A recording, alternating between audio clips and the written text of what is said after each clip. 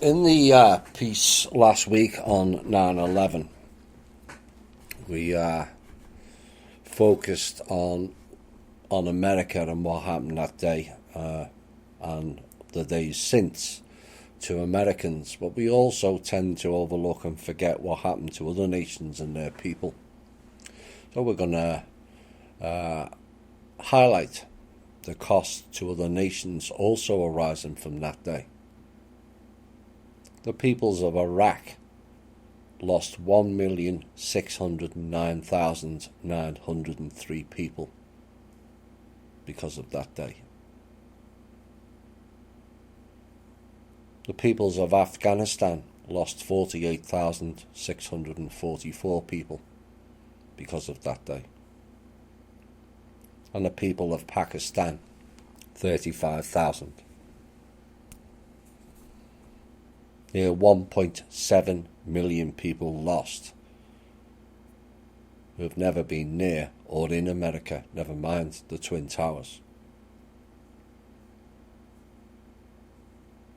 You know, this goes way beyond an eye for an eye. This has wiped out more than the population of 11 of the 50 states in America. And is actually on par with the 38th highest populated state in America, West Virginia. Imagine wiping out every single person in that state. Think about that for a second. You know, we remember our losses, but all people are equal, or should be. Iraq was bombed into oblivion, and for what? Oil, more land grabs for a certain country. You know, did any fake passport have an Iraqi person's name on it? No. And yet the people of America all at the time got behind that war. The people of the UK and Europe also. And this is where we have to be more savvy than we have in the past, because we're going to get tested again. The information that's gone in this show alone will tell you we're going to get tested again. You know, it's proven beyond all doubt now that believing official discourse is not only stupid, but it's also negligent. And everybody has an obligation to check their stories for facts and proof of what they're actually saying. Otherwise, we become complicit. It was convenience, that word again, that led us to believe official stories.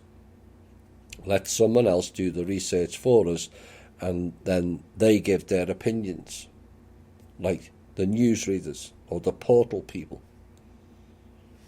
How has that worked out for us? Well, it hasn't, has it? And that's what we must correct. Also, I found this gem, also related to 9/11 and Larry Silverstein. I tried looking more into the Port Authority, but I ran out of time.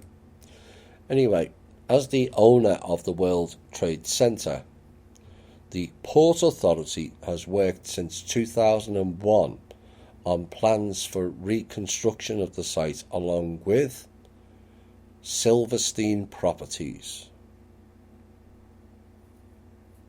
and the Lower Manhattan Development Corporation. In 2006, the Port Authority reached a deal with Larry Silverstein, which ceded control of One World Trade Center to the Port Authority. The deal gave Silverstein rights to build 3 towers along the eastern side of the site, including 150 Greenwich Street, 175 Greenwich Street, and 200 Greenwich Street.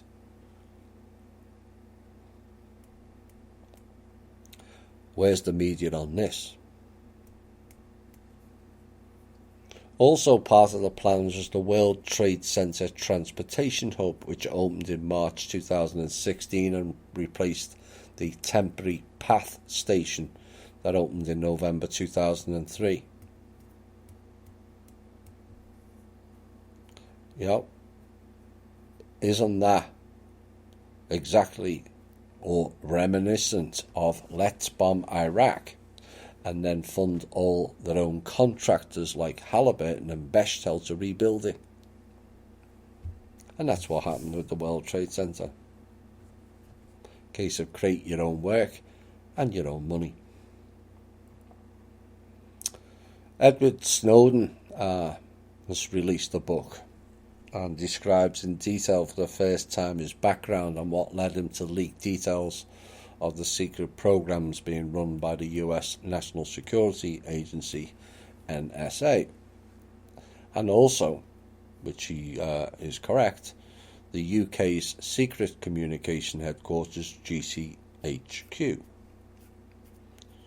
which the NSA is a subsidiary of. NSA is not American. It belongs to GCHQ.